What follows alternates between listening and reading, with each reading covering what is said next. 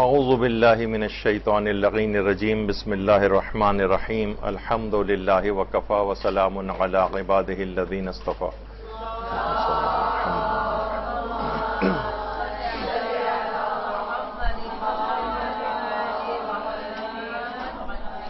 غیبت کے تباہ کن گناہ سے خود کو بچانے کے طریقوں پر جو درس کی سیریز چل رہی ہے اس کا درس نمبر 5. امید یہی ہے انشاءاللہ قوی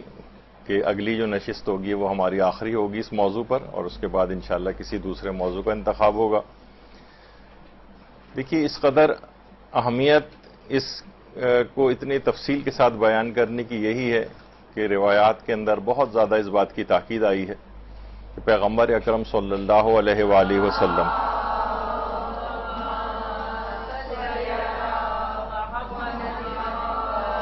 فرماتے ہیں کیا میں تمہیں یہ نہ بتاؤں کہ مومن کو مومن کیوں کہا جاتا ہے؟ اس کی وجہ یہ ہے کہ لوگوں کی جان و مال کو اس کی طرف سے امن و امان حاصل. اچھا، اسی طریقے سے مومن کی عزت کو بھی امن و امان حاصل ہے، یعنی اس کی بے عزتی نہ کی جائے. جیسے اس کے مال کی حفاظت کی جاتی ہے، جیسے اس کی جان کی حفاظت کی جاتی ہے، اسی طرح سے اس کی عزت کی حفاظت بھی کی جائے. اور غیبت کے اندر آپ کو پتہ ہے کہ عزت کی اس کی دھجیاں اڑائی جاتی ہیں. تو مومن کو مومن کہا ہی اس وجہ سے جاتا ہے. جو شخص اس کے اوپر کمر بستہ ہو کہ وہ مومنین کی غیبت کرتا ہے تو دوسرے الفاظ میں وہ ان کی بے عزتی کر رہا ہوتا ہے. دیکھیے، آپ جب نماز کا سلام پڑھتی ہیں تو یہاں سلام نماز، جو بہترین نماز کیسے پڑھیں، اس کی ایک سیریز یہاں پر ہوئی تھی. تو اس میں جب سلام کو ہم نے ڈسکس کیا تھا تو وہاں یہ چیز آئی تھی کہ السلام علیکم ورحمۃ اللہ وبرکاتہ. اس کے وہ کس کو سلام کیا جاتا ہے؟ السلام علینا وعلی عباد اللہ الصالحین. اس میں اللہ کے صالح بندوں کو سلام کیا جاتا ہے. تو اگر کیونکہ نماز خود فوراً جب وہ جملے کہہ رہا ہوتا ہے تو اس کی تصدیق یا تکذیب کرتی ہے. مثلا جب وہ کہتا ہے کہ اللہ کے صالح بندوں پر ہمارا سلام ہو، یا سارے مومنین کے اوپر جب سلام کیا جا رہا ہوتا ہے، تو جیسے ہی وہ سلام کرتا ہے فوراً نماز کہتی ہے اے شخص تو جھوٹ بول رہا ہے، کہاں لوگ تجھ سے جو ہے سلامتی پا رہے ہیں، تیری زبان سے جو ہے غیبتیں ہو رہی ہیں، تو مومنین کے اوپر الزام لگاتا ہے. فوراً نماز اس کی تکذیب کر دیتی ہے. کہا جاتا ہے جس طریقے سے جب بندہ مومن کہتا ہے اللہ اکبر، اللہ سب سے بڑا ہے، تو فوراً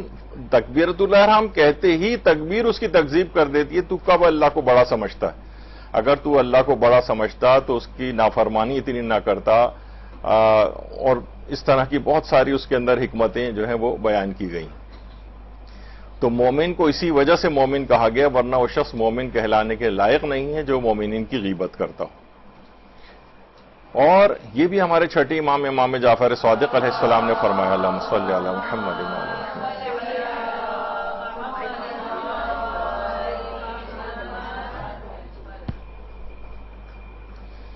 کہ لا تغتب فتغتب، تم کسی کی غیبت نہ کرو ورنہ تمہاری غیبت کی جائے گی. ولا تحفر لاخیک کا حفرۃ فتقع فیہا فانک کما تدین تدان. امام فرماتے ہیں کسی اپنے بندے مومن کے لیے گڑھا مت کھودو ورنہ تم اس میں خود گرو گے، کیونکہ جو جیسا کرتا ہے ویسا بھرتا ہے. کما تدین تدان، جیسا کرو گے ویسا بھرو گے. تو بالکل سختی کے ساتھ روایات میں اس کی جو ہے وہ مذمت آ گئی ہے. اسی طریقے سے جو حکماء کے اقوال ہیں اس کے اندر بھی ایک ہے کہ اس کو متقین کا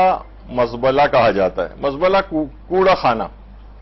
یعنی مومنین کے نزدیک جہاں کہیں بھی غیبت ہو رہی ہوگی تو انسان کہاں کوڑے خانے کے پاس جس سے بدبوئیں اٹھ رہی ہیں، یعنی اس کے پاس کھڑا ہونا بھی گوارا نہیں کرتا ہے.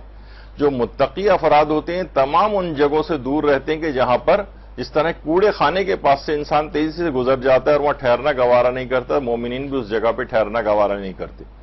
یہ مومنین کی خصوصیات بتائی گئی ایسی ہے جیسے کوڑے دان کے پاس آپ جو ہے یا کوڑے خانے کے پاس آپ جہاں سے بدبوئیں تعفن اٹھ رہے ہوں وہاں پر آپ جا کر کھڑے ہو جائیں. اچھا، اسے میرات النساء یعنی فاسق عورتوں کی چراگاہ کہا گیا ہے. عورتوں کی چراگاہ، یہ حقیقت ہے، آپ بھی اس سے بالکل اگری کریں گی کہ مردوں کی نسبت خواتین کے اندر اس کا مرض بہت ہی زیادہ ہے. اس کو آپ 10 ٹائمز 100 ٹائمز ملٹیپلائی کر لیں مردوں کی نسبت، مردوں کے اور مسائل اور گناہ جو زیادہ ہوتے ہیں، لیکن عورتیں زیادہ تر اس کے اندر خود مبتلا زیادہ ہوتی ہیں۔ اچھا، اس کی ایک تھوڑی سی ایک ریسرچ آئیے، ایک سائنٹیفک ایویڈنس بھی اس کے کچھ ملے۔ بعض اوقات اسلامی حکام کو اور چیزوں کو، نظریات کو اگر انسان سائنس کے لحاظ سے بھی دیکھے تو اس کی تصدیق ہوتی ہے کہ جس وقت بھی خواتین یہ گوسپنگ یا یہ بیک بائٹنگ جس کو غیبت کہا جاتا ہے اس میں مبتلا ہوتی ہیں، تو ایک ریسرچ آئی ہے، اس کے مطابق ایک ہارمون جو ہے وہ ہائپوتھیلیمس جو ہمارے گلینڈ ہے اس سے سیکریٹ ہوتا ہے، جسے آکسیٹوسن کہتے ہیں۔ یہ خاص ایک hormone of happiness, hormone of love بھی کہا جاتا ہے۔ 3-4 ہارمون اس طرح کی کیٹیگریز کے ہیں کہ جب یہ سیکریٹ ہوتے ہیں تو عورت کو ایک سیٹسفیکشن کا اور ایک خوشی کا سا ایک احساس ہوتا ہے۔ ریپروڈکٹیو ہیلتھ میں بھی، لیکٹیشن میں بھی اس طرح کے بہت یہ والا ہارمون کافی کام کرتا ہے، اور جلدی چائلڈ برتھ کو اگر انڈیوس کرنا ہے تو آکسیٹوسن کے انجیکشن وغیرہ بھی اس کے آتے ہیں۔ تو یہ نوٹ کیا گیا کہ جس وقت بھی غیبت عورتیں کرتی ہیں، مردوں میں بھی بہت نیگلیجبل اماؤنٹ اس ہارمون کی ہوتی ہے، لیکن نہیں، عورتوں کے اندر اس کا بہت زیادہ جو ہے وہ پروڈکشن وغیرہ ہوتی ہے، تو ان کو ایک خوشی کا سا اور ایک مزے کا ایک احساس ہوتا ہے جس وقت وہ کر رہی ہوتی ہیں۔ یعنی یہ بالکل ایک سائنٹیفیکلی ایک جو ہے وہ ریسرچ آئی ہے۔ تو خواتین اس وجہ سے اس کے اندر زیادہ مبتلا ہوتی ہیں کہ ان کو زیادہ سیٹسفیکشن ملتی ہے اس ہارمون کی وجہ سے بھی، کہ جو کہ گوسپنگ اور یہ بیک بائٹنگ وغیرہ غیبت کی وجہ سے جو ان کو ایک احساس ہو رہا ہوتا ہے۔ یہ ایک ریسرچ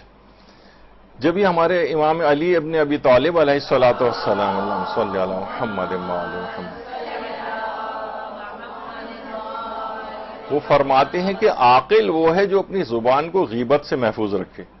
دیکھیے، معلوم ہے جب آپ کو، کبھی ہم نے کسی عاقل شخص کو نہیں دیکھا کہ وہ آگ کے اندر چولہا جل رہا ہے اور آپ آگ کے اندر ہاتھ لے جائیں۔ کبھی ہم نے نہیں دیکھا کہ آپ جو ہے 4تھ فلور سے اپنے آپ کو کوئی عاقل آدمی چھلانگ مار کے نیچے گرا دے۔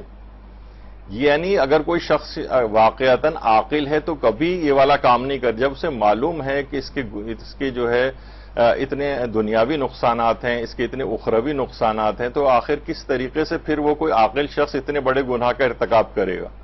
تو عاقل اسی کو کہا گیا کہ زبان کو غیبت سے محفوظ رکھے گا، اور جو زبان کو غیبت سے محفوظ نہیں رکھتا وہ انتہائی پاگل ہے، بیوقوف ہے، احمق ہے، جو اتنے بڑے خطرے کو مول لے رہا ہے۔ تو یہ روایات کے اندر بھی یہ چیز آئی ہے۔ جب بھی پیغمبر اکرم صلی اللہ علیہ وآلہ وسلم فرماتے ہیں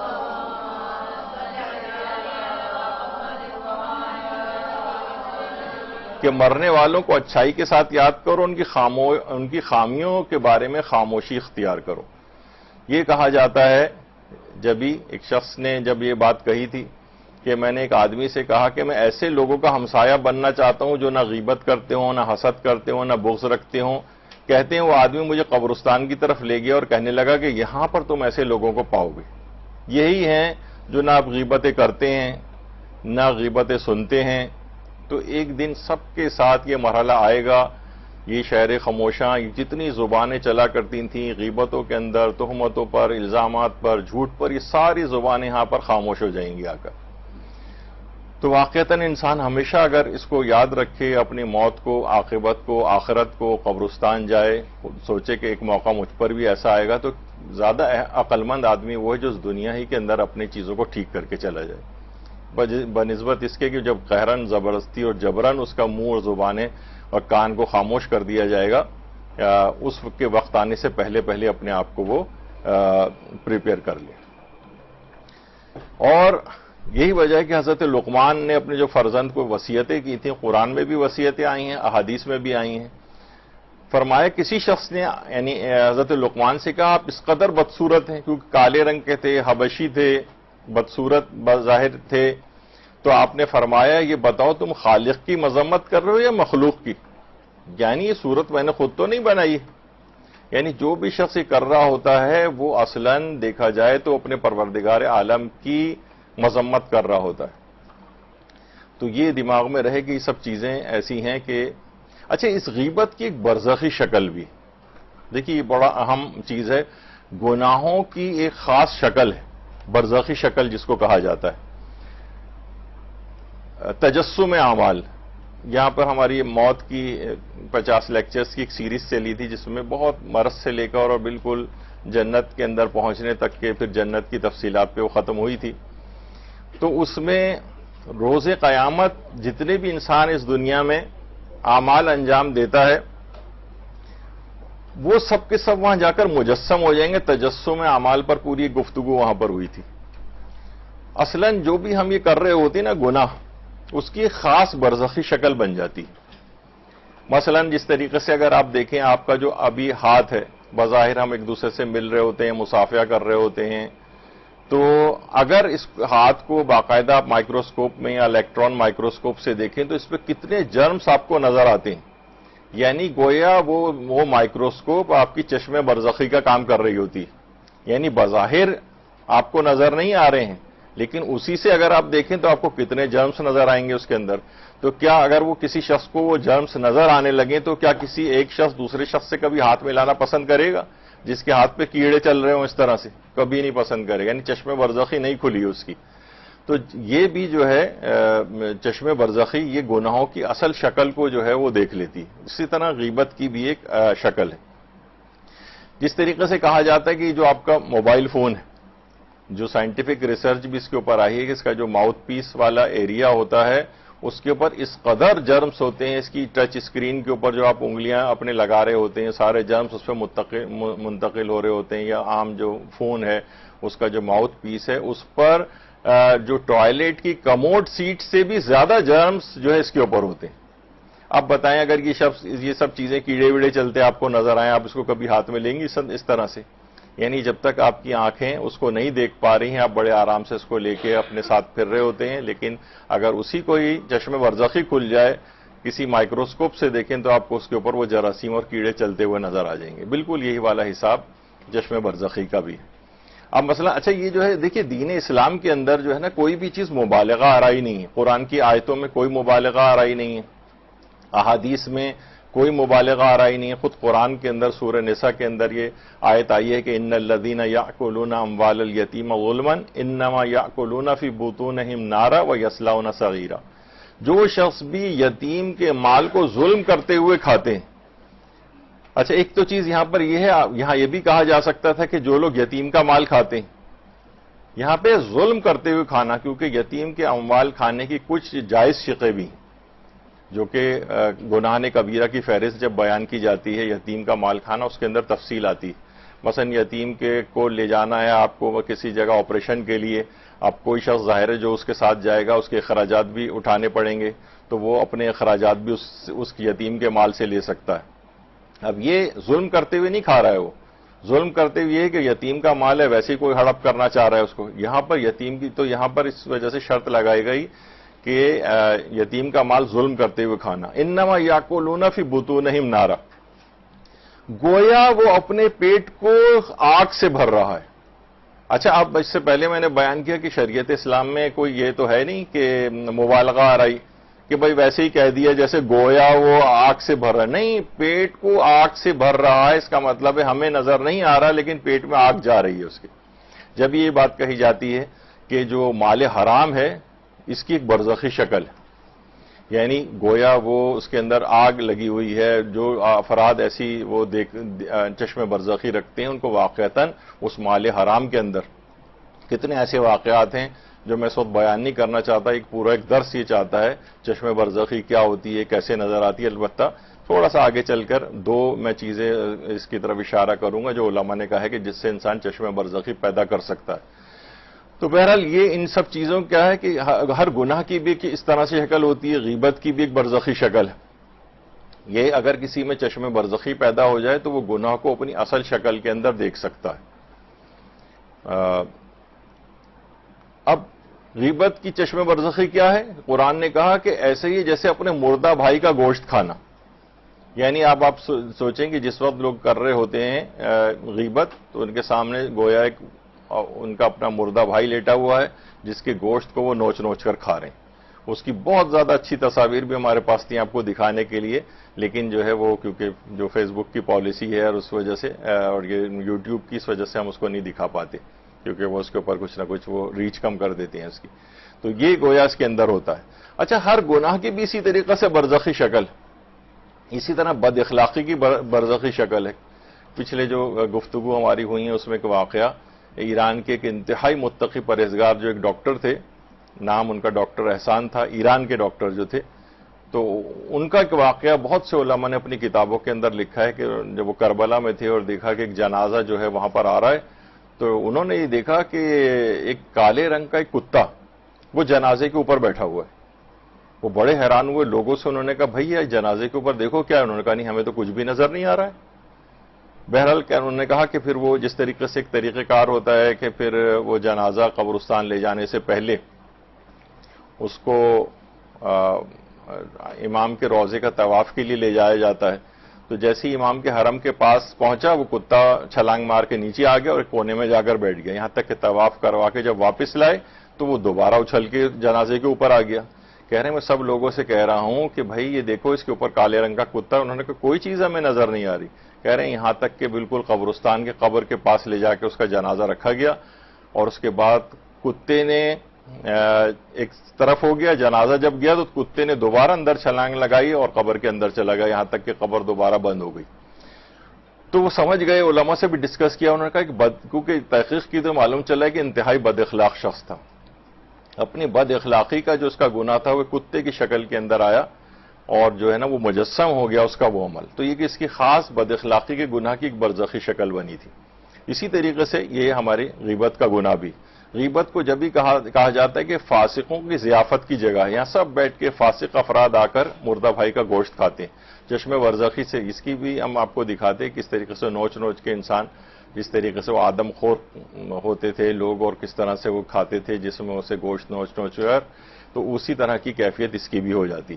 چشم برزخی کے حوالے سے ایک بات ہے کہ اس کی بڑے ویسی مثال علماء دیتے ہیں آیت اللہ سید جمال الدین گلپائگانی کی. آیت اللہ جمال الدین گلپائگانی یہ واقعتاً ایک ایسی شخصیت تھے جن کی چشم برزخی کھل چکی تھی، یعنی چیزوں کو اپنی اصل حالت، اصل چیزوں میں دیکھ لیتے تھے. حتیٰ کہ یہ آیت اللہ سید جمال الدین گلپائگانی کی وادی السلام کا جو قبرستان ہے نجف اشرف کا، وہاں پر ان کی قبر مبارک ہے. ہمارے ساتھ مسئلہ یہ ہے کہ ہم لوگ وہاں زیارت کے لیے جاتے بھی ہیں، خیر کیونکہ اتنی بڑی بڑی شخصیات وہاں پر معصومین اور یہ سب موجود ہیں اور ان کے اصحاب تو علماء وغیرہ کی اتنی نوبت نہیں آتی ہے، لیکن آیت اللہ علی آقا قاضی وغیرہ اور یہ آیت اللہ جمال الدین گلپائگانی، یہ سب ان کی قبور کے اوپر، بلکہ لوگ کہتے ہیں کہ کوئی دعا قبول نہیں ہو رہی ہوتی تو یہاں پر بھی جا کر ان کی بھی سفارش اور وسیلہ اختیار کیا جاتا ہے تو ہماری دعائیں قبول ہوتی ہیں. تو یہ ان کو بتا دیں بھائی کسی کو جا کے. چلیں اور آگے کر لیتا ہوں. تو خیر، تو آیت اللہ جمال الدین گلپائگانی، تو ان کی چشم برزخی کھلی ہوئی تھی، اور یہ تخت فولاد کا جو قبرستان ہے اصفہان کا، اور اسی طریقے سے وادی السلام کا جو قبرستان ہے نجف اشرف کا، وہاں ان کے بہت سارے واقعات ہیں کہ یہ وہاں جا کر قبور پر جو عذاب ہو رہا ہوتا تھا مردوں پر، اس کو اپنی آنکھوں سے دیکھتے تھے. خود یہ تھا کہ جناب ظالم خود بتاتے تھے کہ ظالم زنجیروں میں جکڑے ہوئے انتہائی شدید پیاس کی حالت میں میرے پاس آتے تھے، کہتے تھے ہمیں دعا کرو کہ ہم پر سے عذاب برطرف ہو جائے. اپنے شاگردوں کے ساتھ جاتے تھے، شاگرد جو ہے ان کے بہت جو ہے وہ تنگ آ جاتے تھے، کیونکہ 4-4 5-5 گھنٹے یہ وہاں پر وادی السلام کے قبرستان کے اندر بیٹھتے تھے. تو اور یہ ہولناک چشم برزخی سے جو ہے وہ ہولناک مناظر اس کے اوپر جو ہے وہ دیکھا کرتے تھے. تو بہرحال یہ ایک ایسی چیز ہے انسان کو اس سے بچنا چاہیے. اسی طریقے سے آیت اللہ خوئی، آیت اللہ ابو القاسم خوئی، ان کو جوانی کے زمانے میں ہی ان کے استاد نے ایک خاص ایک عمل بتایا تھا جو ماہ مبارک رمضان کے 30 دنوں میں روزانہ 1000 دفعہ سورہ قدر پڑھنے والا عمل تھا. آیت اللہ خوئی نے اس سے ان کی چشم برزخی کھلی تھی، اور آیت اللہ خوئی نے اپنے جوانی سے لے کر جوانی کے دور میں انہوں نے یہ عمل کیا تھا، اور اس کے بعد اپنی آنکھوں سے اپنی پوری زندگی کو اپنی چشم برزخی سے انہوں نے اپنی موت تک کا واقعات کو اپنی آنکھوں سے دیکھا تھا. تو یہ سب چیزیں ہیں. بہرحال بہت سے لوگ آج کل ان چیزوں کا مذاق اڑاتے ہیں اور کہتے ہیں یہ چیزیں ایگزسٹ نہیں کرتی ہیں، جو عام لوگ ہیں، لیکن علماء اور ان کے عرفاء کے واقعات اس کے اندر آپ کو ان چیزوں کا پتہ چلتا ہے. آیت اللہ سید عبد الکریم کشمیری، وہ یہ فرماتے تھے کہ اگر کوئی شخص 290 مرتبہ روزانہ 40 روز تک آیت الکرسی کو ہم فیہا خالدون تک پڑھے اور خلوت کے جگہ کوئی اور دوسرا نہ ہو، باطہارت ہو کر پڑھے اور رو بقبلہ ہو کر پڑھے 40 روز تک 290 دفعہ روزانہ، تو وہ فرماتے تھے کہ اس کی آنکھیں ایسے عجیب و غریب مناظر کو دیکھیں گی جس سے پہلے اس نے کبھی نہیں دیکھے ہوں گے، گویا چشم برزخی ان کی کھل جائے گی۔ صلی اللہ محمد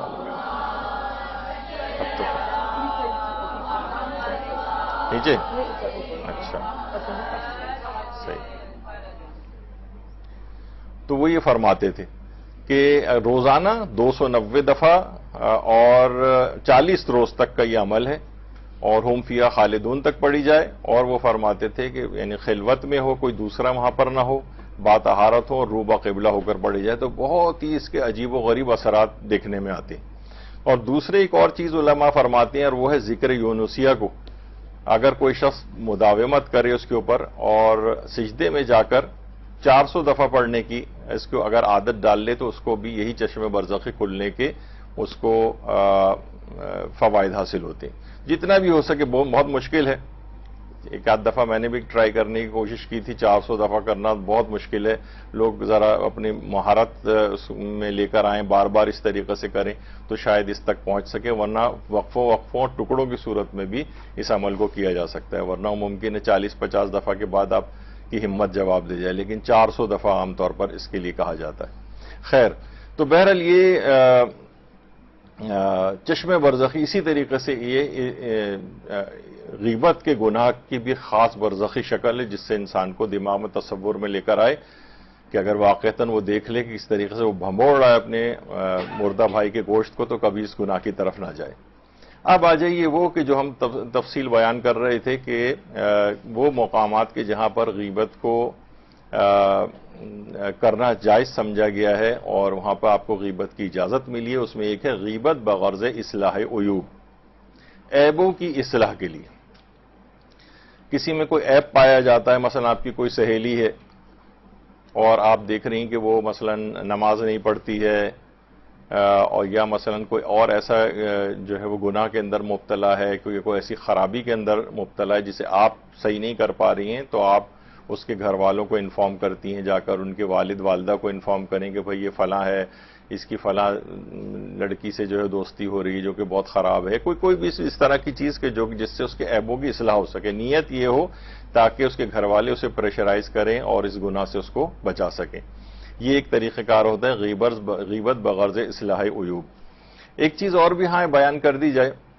عام طور پر علماء سے آیت اللہ سیستانی سے بھی ایک سوال کیا گیا کہ بھئی بہت سارے ایسے آپ کے جو ہے وہ وکلا ہیں کہ جو کہ ہمیں لگتا ہے کہ ایک تو یہ کہ عام طور پہ جو لوگ خود سے ہی اپنے دماغوں میں ایک چیز بناتے ہیں نا، الزامات وغیرہ، تو وہ الزامات ظاہر سب شخصیات جو بھی دین کا کام کرے گا ممکن ہی نہیں ہے، چھوٹے سے لے کر اور بڑے تک، یہاں تک کہ آپ حیران ہوں گے کہ پیغمبر اکرم صلی اللہ علیہ وآلہ وسلم صلی اللہ محمد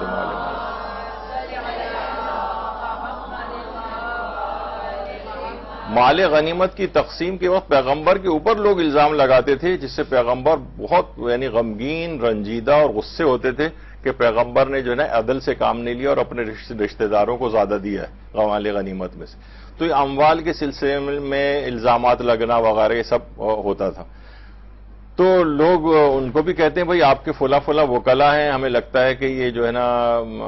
مالی کرپشن کے اندر ہیں اور اس طرح کے الزامات لگتے ہیں۔ اچھا، بعض اوقات دیکھیے یہ بھی ہوتا ہے، بیچ میں ایسے ہی کہہ دوں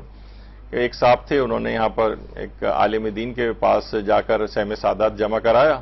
اور اگلے ہی دن ان کے پاس کوئی سید آیا تو انہوں نے کہا کہ میں ابھی کل ہی تو مولانا کے پاس سہم سادات دے کر آیا ہوں، تو چلو میں تمہیں وہاں سے سہم سادات دلاتا ہوں۔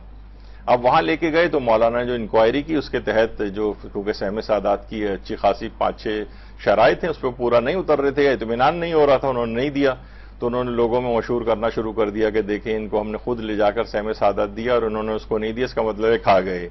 حالانکہ بالکل ایسا نہیں ہوتا، اس کی کچھ شرائط ہوتی ہیں، وہ آپ کو کیونکہ وہ شرطیں پتہ نہیں ہیں، مثلا ہو سکتا ہے کہ آپ ان کے نزدیک سیادت ثابت نہ ہو سکتا ہے ان کے نزدیک جو ہے ان کا غریب ہونا یا فقیر شرعی ہونا ثابت نہ ہو سکتا ہے وہ کھلم کھلا گناہ کرنے والا ہو وغیرہ، اس طرح کی بہت سی باتیں ہو سکتی ہیں. تو حتیٰ کہ آیت اللہ سیستانی کے جو داماد ہیں، تو آیت اللہ سیستانی کے جو داماد ہیں، دو داماد ہیں ان کے، ایک تو آغائے مرتضی کشمیری ہیں جو لندن میں ہوتے ہیں، اور یہ ان کو اردو بھی آتی ہے، پاکستان میں بھی کئی دفعہ آ چکے ہیں، یہاں محفل مرتضی میں خطاب بھی کر چکے ہیں. تھوڑی سی ذرا ٹوٹی پھوٹی سی اردو ہے، لیکن بہرحال اچھی اردو جو ہے نسبتاً بول لیتے ہیں. اور دوسرے آیت اللہ سیستانی کے ایک داماد ہیں جو ایران میں ہوتے ہیں، آغا جواد شہرستانی. تو لوگ ہر طرح کے الزامات ان لوگوں کے اوپر بھی لگاتے رہے، پھر باقاعدہ یعنی ان کی طرف سے جو انکوائری بھی ہوئی اور الزامات سے ان کو بالکل یعنی مبرہ پایا. لوگ تو اس طرح کی چیزیں کرتے ہیں، لیکن یہ کہ بہرحال آیت اللہ سیستانی سے کہا گیا کہ آپ ہمیں بتائیں کیا ہم آنکھیں بند کر لیں آپ کے بعض وکلا کی طرف سے. انہوں نے کہا نہیں، آپ کو ان کے عیب کی اصلاح کے لیے تمام پروف وغیرہ ہم تک پہنچائیں تاکہ ہم اس کو صحیح طور پر اس کی انکوائری کر سکیں. تو اصلاح عیوب کے لیے غیبت کرنے کی اجازت ہے تاکہ دوسرا اس چیز سے باز آ جائے. اچھا، اسی طریقے سے اب خود دیکھیے، عام طور پر یہ تو میں ویسی مثال کے طور پر اپنے مدرسے کا کہہ رہا ہوں، لیکن کسی بھی مدرسے ادارے کے اندر ایک میٹنگ ہوتی ہے، اس کے کارکنان ہیں، ظاہر ہے بڑی تعداد میں کارکنان جو ہے وہ موجود ہوتے ہیں. تو اس مدرسے کی منتظمین کی ایک میٹنگ ہوتی ہے جس میں ایک دوسرے کے لیے انسان بہت سے لوگ باتیں بھی کرتے ہیں کہ بھئی فلاں یہ کر رہا ہے، فلاں وہ کر رہا ہے، فلاں وہ کر رہا ہے. تو اس سے یہ کیا ہوتا ہے کہ بعض اوقات یہ ضرورت بھی ہوتی ہے اس چیز کی. یہ ایک دوسرے کی عام غیبت کرنا مقصد نہیں ہوتا، بلکہ ایک اصلاح کا ایک مقصد ہوتا ہے. بعض اوقات ہمیں جو خواتین بچوں کے جو ٹیچرز ہوتی ہیں ان کے بہت سے جو پڑھا رہی ہیں ان کے اوپر بھی نگاہ رکھنی ہوتی ہے، کیونکہ بعض اوقات یہ ہوتا ہے کہ انسان اپنے نظریات بیان کرنے لگتا ہے. تو مثلا میٹنگ میں ہو رہی کہ بھائی فلاں ٹیچر جو ہے وہ اس طرح کی چیز بیان کر رہی ہے جو اس کا اپنا ایک ذاتی نظریہ ہے، ظاہر ہے بچوں کو پڑھانے کے سلسلے میں. تو یہ ایک دوسرے کے لیے جو اصلاح عیوب کے لیے جو بات بیان کی جاتی ہے تاکہ عیب کی اصلاح ہو جائے، اس کو تنبیہ کی جا سکے، سرزنش کی جا سکے یا اس کو روکا جا سکے، اس کے اندر غیبت کرنے کی اجازت ہے. عام طور پر اداروں کے اندر ہوتا ہے، اگر ہر شخص چھپا کر اس طریقے سے بیٹھ جائے اور وہی جس طرح کہا جاتا ہے نا کوڑے کو آپ اس کے نیچے بیڈ کے نیچے یا کسی الماری کے نیچے اس کو ڈالنے لگیں تو وہ یعنی یہ چیز اصلاح کے اس زمرے میں نہیں آئے گی. تو عام طور پر جو اس طرح کی میٹنگز ہوتی ہیں اس میں بھی اس بات کی چیز ہوتی ہے. یا خود پیغمبر اکرم کے زمانے کے اندر یہ ہوتا تھا. حضرت معاذ ابن جبل جن کی متعلق پچھلی دفعہ بھی ہم نے گفتگو بیان کی، جن کا اردن کے اندر مزار بھی ہے، تو لوگوں نے آ کر شکایت کی. اب کیا ہے، بغرض اصلاح کہ یا رسول اللہ معاذ جو ہیں بہت لمبی نماز پڑھاتے ہیں، معاذ بہت لمبی نماز پڑھاتے ہیں. اچھا دیکھیے، نماز کے اندر حکم ہے جماعت کے اندر کہ اس میں اضعف المامومین کا خیال کرنا ہوتا ہے. اضعف یعنی جو سب سے کمزور جو ہے وہ شخص ہے. اب ظاہر ہے بوڑھے افراد بھی جماعت میں ہوتے ہیں جو اپنا وضو ان کا باقی نہیں رہتا، رہا کے مسائل ہوتے ہیں، پیشاب کے قطرات کے مسائل ہوتے ہیں، بہت سے اس طرح کی چیزیں ہیں، گھٹنے خراب ہیں، زیادہ دیر کھڑے نہیں ہو سکتے. تو اب کیا ہے کہ ان کو سب سے مختصر ترین نماز جماعت پڑھانی ہوتی ہے امام جماعت کو. اگر وہ اتنی لمبے لمبے سورے پڑھنا شروع کر دے گا تو لوگوں نے آ کر شکایت کی کہ معاذ بہت لمبی نماز پڑھاتے ہیں. تو پیغمبر اکرم نے معاذ کو بلایا اور کہا کہ اے معاذ، کیا تم لوگوں کے دین کو ختم کر دینا چاہتے ہو؟ یعنی لوگ تو اس طریقے سے جو فرار اختیار کریں گے دین سے.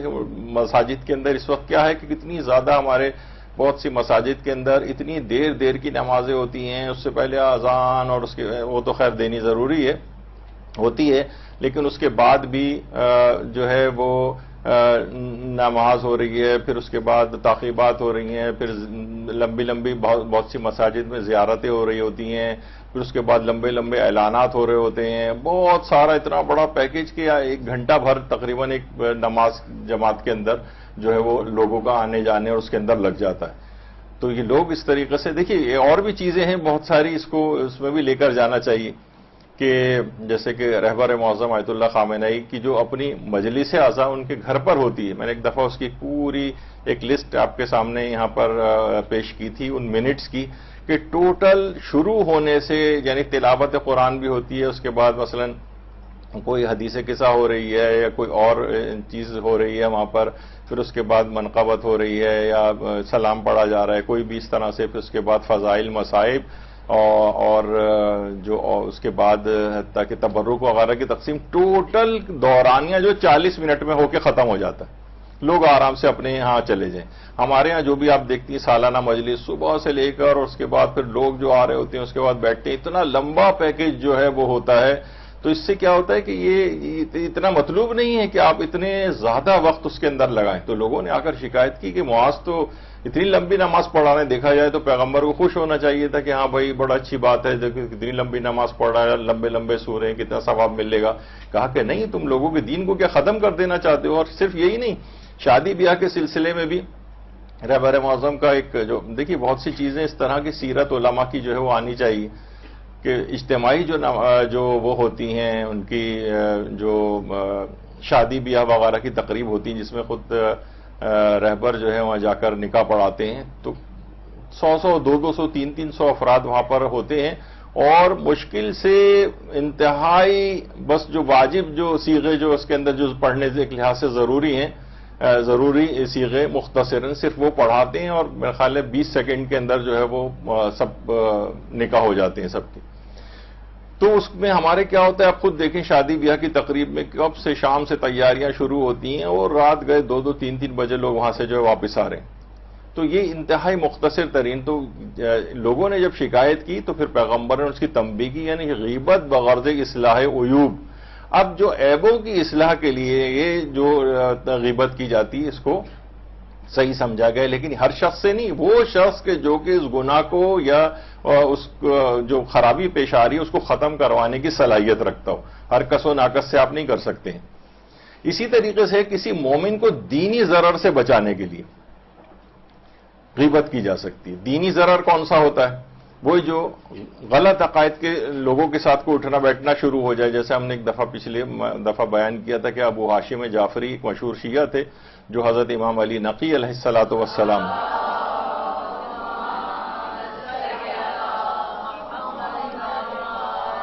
امام نے ان پر اعتراض کرتے ہوئے فرمایا تھا تم عبد الرحمن ابن یعقوب کے ساتھ کیوں اٹھتے بیٹھتے ہو؟ ابو ہاشم نے کہا مولا وہ میرا ماموں ہے۔ امام نے فرمایا اس کا عقیدہ خراب ہے، یا اس کے ساتھ بیٹھو اور ہمیں چھوڑ دو، یا ہماری ہم نشینی اختیار کرو اور اسے چھوڑ دو۔ ابو ہاشم نے کہا مولا اس کا عقیدہ اس کے ساتھ ہے، میرا عقیدہ تو درست ہے، اس کے باطل عقیدے سے مجھے کیا نقصان پہنچے گا؟ تو امام نے فرمایا کہ تمہیں اس بات کا خوف نہیں ہے کہ اس پر کوئی عذاب آئے اور اس کے نزدیک ہونے کی وجہ سے تمہیں بھی اپنے لپیٹ میں لے لے۔ اب دیکھا جائے تو بظاہر آپ کو یہ لگ رہا ہے کہ امام نے اس کی غیبت کی ہے، لیکن یہ کیا ہے، اس کو دینی ضرر سے بچانے کے لیے کہ اس کا عقیدہ خراب تھا، امام نہیں چاہتے تھے کہ اس کے ساتھ رہ، چاہے وہ اس کا ماموں ہی کیوں نہ تھا، لیکن عقیدہ خراب ہے جو اس کو اثر اندازی میں لے سکتا ہے۔ عام طور پر جو باطل عقیدے کے حامل افراد ہوتے ہیں یہ سادہ لوح افراد کے اوپر اپنا انفلوئنس ڈالتے ہیں، یعنی کچھ نہ کچھ وہ ان کے پاس ایسی چیزیں ہوتی ہیں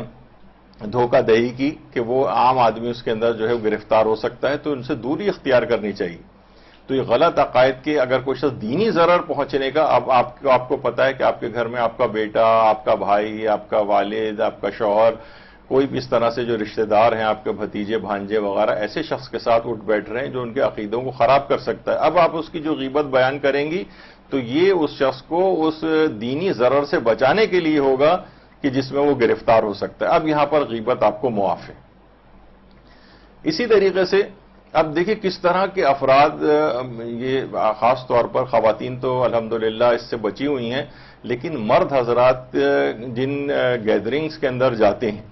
وہاں پر کیا ہوتا ہے، ان کو الٹی سیدھی باتیں جو سکھائی جاتی ہیں، کوئی ملنگوں کے گروپ کے ہتھے لگ جاتا ہے۔ جولی میں کتنے ایسے افراد ہیں ہمارے اپنے یہاں پہ علاقوں میں، لوگ آتے ہیں پریشان ہو کے کہ جناب یہ فلاں اس نے گروپ جوائن کر لیا ہے، فلاں ماتمی گروپ جوائن کر لیا ہے، ان کے عقائد یہ ہیں۔ اب جناب ان میں سے ایک کا یہ ہے کہ وہ حضرت بلال حبشی کے خلاف ایک گروپ ہے جو اگر دمشق جاتا بھی ہے، یہ قبرستان باب الصغیر جو شام میں دمشق میں جہاں حضرت فضہ سلام اللہ علیہ کی قبر بھی ہے، وہاں پر حضرت بلال حبشی کی قبر بھی ہے۔ وہ لوگ سب جگہوں پہ جاتے ہیں، یہاں لے کر کسی کو نہیں جاتے، اور کہتے کیا ہیں جس کی الگ وجوہات ہیں کہ انہوں نے بلال حبشی جو ہے وہ یہاں سے چلے گئے تھے مدینے سے اور اہل بیت کا ساتھ نہیں دیا تھا انہوں نے، اس کی ایک الگ وجوہات تھی۔ بلال حبشی نے واضح طور پر، کیونکہ بلال حبشی ایک لحاظ سے پیغمبر اسلام کی جو پارلیمنٹ کے سپیکر تھے، جسے ہم موجودہ زمانے کے لحاظ سے کہا جائے، بلال نے کہا تھا کہ میں یعنی جن کا شرعی حق نہیں ہے خلافت میں، ان کی زمانے میں اذان نہیں دوں گا، اور پھر وہاں سے وہ چلے گئے تھے ایک احتجاج کے طور پر، تاکہ حق کو باطل سے الگ کیا جا سکے، اور وجوہات بھی ہیں اس کی۔ تو بلال حبشی، بہرحال یہ ان کی قبر مبارک ہے بلال حبشی کی۔ اب کتنے ایسے افراد ہیں کہ جو کہ ان کی قبر پر لے کر ہی نہیں جاتے ہیں، بلکہ بلال کو برا بھلا کہتے ہیں۔ آج ہمارے اپنے بعض افراد، تو یہ ایسے افراد سے اپنی اولادوں کو بچانا پڑے گا، ان کے اوپر کڑی نگاہ رکھنی ہے۔ آج کل کا زمانہ بہت پرآشوب ہے، اعمال کی تو بربادی، عمل کی خرابی اپنی جگہ ہے، عقائد کی خرابی بھی اس کے اندر ایک چیز جو ہے وہ لازم آ رہی۔ یہ بلال حبشی، یہ وہ جگہ ہے مسجد نبوی میں جو چبوترا اونچا کر کے بنایا گیا کہ جہاں پر بلال جو ہیں وہ اذان دیا کرتے تھے پیغمبر اسلام کے دور میں۔ اب یہیں پر ہی جو اب اذان دی جاتی ہے مسجد نبوی میں، اس چبوترے کے اوپر مؤذن کھڑا ہو کے اذان دیتا ہے، یہ وہی جگہ ہے مقام بلال حبشی جہاں پر وہ اذان دیا کرتے تھے۔ تو بہرحال بلال حبشی کے خلاف لوگ اس طریقے سے لگے ہوئے ہیں۔ اسی طریقے سے کچھ ہی عرصے پہلے آپ نے دیکھا تھا کہ وہ نے یہاں پر ایک اتنی، ہمیں نہیں معلوم تھا کہ اتنی سنگینی والا معاملہ ہے کہ لوگوں کے عقائد اس حد تک لوگوں کے ذاکرین نے خراب کر دیے ہیں کہ حضرت حلیمہ سعدیہ جو پیغمبر اسلام کی رضائے والدہ تھیں، ان کو کافرہ کہنا، مشرکہ کہنا، اور ان کو جو ہے نا وہ کیسے ہو سکتا ہے کہ وہ ان کو جو ہے وہ پیغمبر کی کو دودھ پلائیں، وہ یہ ممکن نہیں ہے کہ یعنی ان کو بہت اس طرح سے اور اتنا مستحکم محکم عقیدہ کہ یعنی ہم لوگ حیران رہ گئے کہ ہزاروں کی تعداد میں لوگوں نے نیچے اس طرح کے کمنٹس لکھنا شروع کر دی جو ان کو ایسے ذاکرین برین واش کر چکے تھے۔ پھر اس کے جواب میں ہم نے تمام علماء، فقہا، محدثین، مورخین، ان سب کی پوسٹ، آپ نے شاید اگر جو وزٹ کرتے ہیں ہمارے پیج کو تو انہوں نے دیکھا ہوگا کہ 50-60 کے قریب ہمیں پوسٹ بنا کے لگانی پڑی، تو وہ کافی حد تک معاملہ جو ہے وہ بہرحال کم ہوا۔ لیکن کیا ہے کہ ہم دیکھ رہے ہیں کہ بہت سارے افراد اور ذاکرین اس طرح کے ہیں جو اب ایسے افراد جو غلط نظریات لوگوں کے اندر ڈال رہے ہوں، وہ کس قدر جو ہے وہ لوگ اور عقیدے کی خرابی جو ہے وہ پیدا کریں گے۔ اسی طریقے سے آپ حیران ہوں گی کہ حضرت زینب سلام اللہ علیہا کے شوہر، اللہم صلی علی محمد وآل محمد،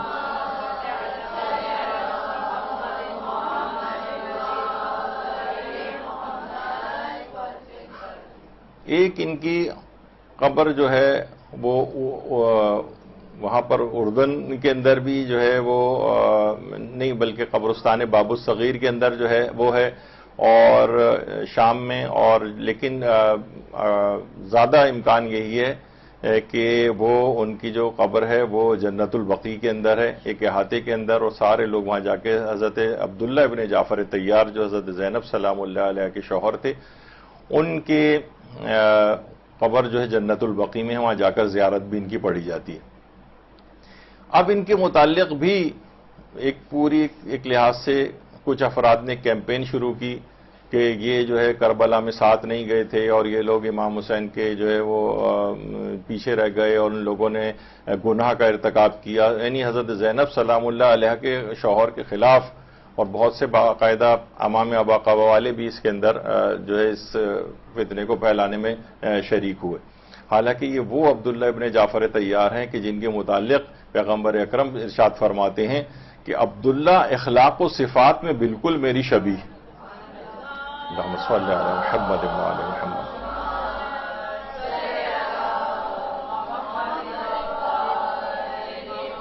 تو ان عبداللہ ابن جعفر طیار کے متعلق یعنی عقیدے کی ایسی خرابی لازم آنا جو جن افراد کے پاس اس قسم کی کسی جگہ پہ بیٹھنا کوئی شروع ہو گیا ہے آپ کا،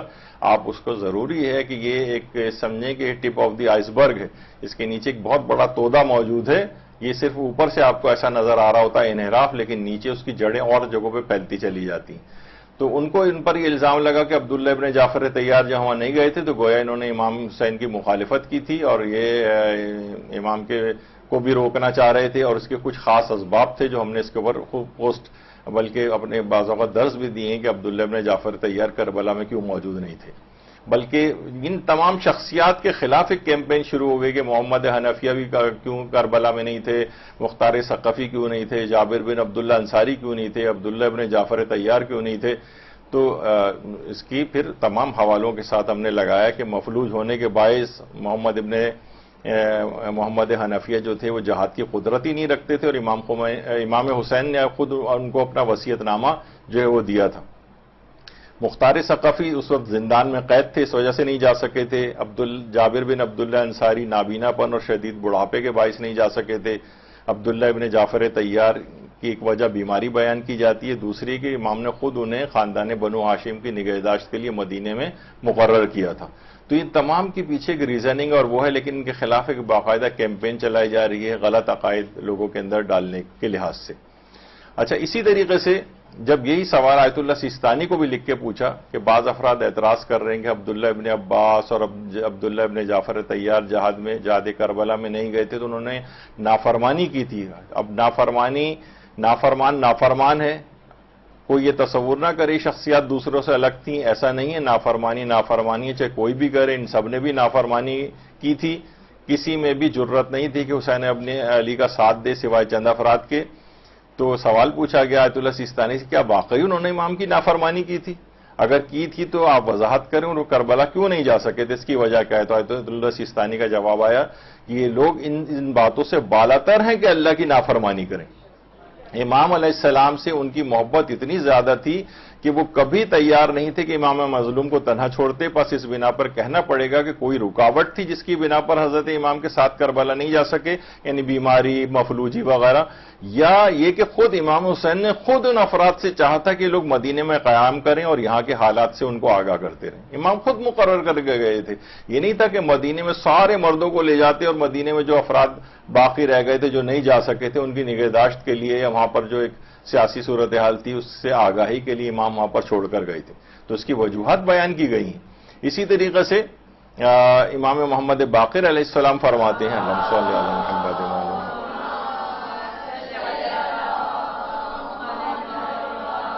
کہ رسول اللہ نے امام حسن اور امام حسین اور عبداللہ ابن جعفر طیار سے ان کی بچپن ہی میں بیعت لے لی تھی، اور ان شخصیات کے علاوہ کسی اور سے ہرگز بچپن میں یا صغر سنی میں کم عمری میں بیعت نہیں لی تھی۔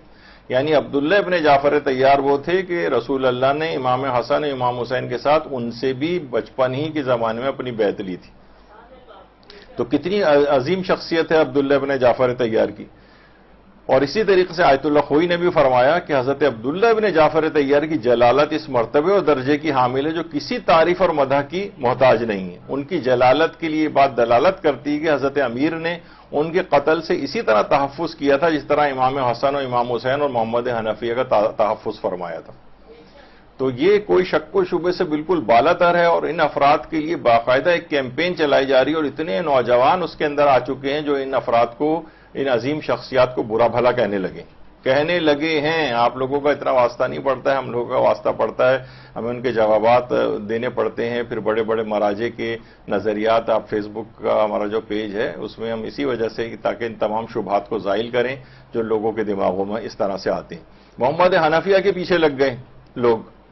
کہ جناب یہ بھی انہوں نے بھی امام کی وہ کی تھی، مخالفت کی تھی۔ محمد حنفیہ کی زیادہ امکان ہے کہ ان کی قبر بھی جنت البقیع کے اندر ہی ہے۔ ان کے متعلق بھی آقا حدبی تہرانی انہوں نے فرمایا کہ ایک وجہ تو ان کے کربلا نہ جانے کی یہ تھی کہ امام حسین کی ہجرت کے وقت محمد حنفیہ بیمار تھے۔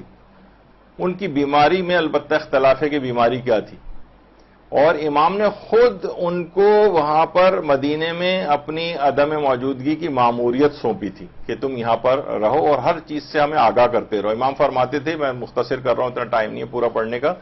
امام محمد حنفیہ سے امام نے فرمایا تھا آپ مدینے میں میری آنکھ ہو اور ان کی نقل و حرکت کے بارے میں مجھے کسی چیز سے بے خبر نہ رکھنا۔ دیگر افراد کے متعلق امام کہہ کے گئے تھے، اور امام نے باقاعدہ محمد حنفیہ کو اپنا ایک وصیت نامہ بھی دیا تھا جس کی تفصیل جو ہے الگ۔ تو یہ افراد یعنی ایسے عقائد کے حامل افراد جو آپ کے نوجوانوں کو گمراہ کر رہے ہیں، آپ کسی کو ان کو بتانا چاہیں تو یہ سوچ کے نہ رہ جائیں کہ بھائی یہ تو ان کی غیبت ہو جائے گی۔ نہیں، لوگوں کو اس وقت اس سے بچانا مقصد ہے، لوگوں کے دینی انحراف ان کے اندر آ جائے گا۔ کتنے ایسے افراد ہیں، ایسے ذاکرین ہیں جو اتنا غلو جو ہے وہ پھیلا رہے ہیں، اور مثلا اس طرح کے جملے کہتے ہیں کہ دیکھیے اللہ کا نام مومن ہے اور علی امیر المومنین ہے، یعنی الوہیت کو اور پروردگار کی وحدانیت کو بھی نیچے لے جا رہے ہیں اور ائمہ کو ان سے اوپر لے کر جا رہے ہیں. ایک صاحب نے تو یہاں تک کہا تھا جس پہ مجمع بالکل کھڑے ہو کے واہ واہ کرنے لگا تھا، اور وہ انتہائی توہین آمیز جو ہے وہ جملہ تھا. پیغمبر اسلام جب دیکھتے تھے کہ حضرت زہرا تشریف لائی ہیں تو وہ کھڑے ہو جاتے تھے. ظاہر ہے جو پلڑا ہلکا ہوتا ہے وہ اٹھ ہی جاتا ہے. کتنا آپ سوچیں کہ یہ لوگ کیا ہے، لوگوں کے یہ اب لوگوں سے آگاہ کریں، یہ لوگ صحیح نہیں ہیں، ان کے افکار غلط ہیں، یہ لوگوں کو غلط سمت کے اندر لے جا رہے ہیں. اب یہاں غیبت شمار نہیں ہوگی بلکہ صحیح عقائد اور لوگوں تک، تاکہ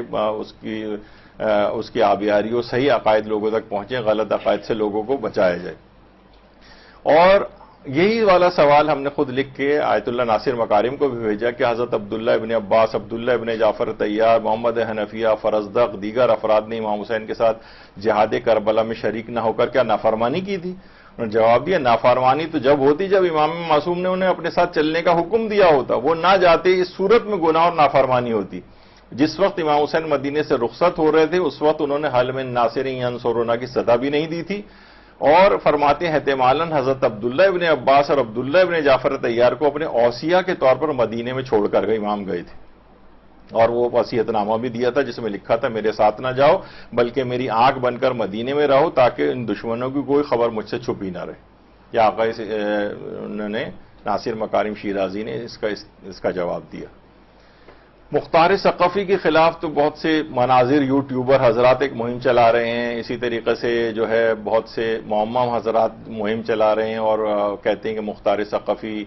جو تھے جناب یہ انہوں نے نافرمانی کی تھی امام کی، اور امام حکومت کر بھی لی تھی تو امام کے حوالے کیوں نہیں کی تھی. دیکھیے اس زمانے کے جو حالات تھے اس پہ باقاعدہ اور ان کے اوپر تھا کہ ان کا جو وہ تھا یہ قیام کرنا یہ امام کے اس کے خلاف تھا مختار کا. تو مختار کے خلاف اس قدر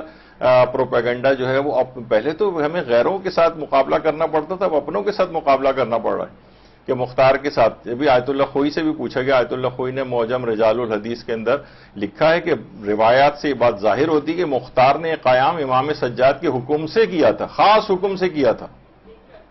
اور اسی طریقے سے آیت اللہ عبداللہ ماموقانی جو رجال کے بہت بڑے ماہر ہیں گزرے ہیں، جن کے رجال ماموقانی بھی ہے، فرماتے ہیں کہ قیام مختار امام زین العابدین کی خاص اجازت کے ساتھ انجام پایا تھا، اور مختصر یہ کہ مختار کے خلاف جو بھی مشہور ہے وہ بنو امیہ کے پروپیگنڈے کا نتیجہ ہے. تو امام کی بالکل انہوں نے جو قیام کیا تھا وہ امام کی خاص اجازت سے کیا تھا. اور خود رہبر معظم نے جو اپنی جو کتاب اس سلسلے میں لکھی ہے 250 سالہ انسان،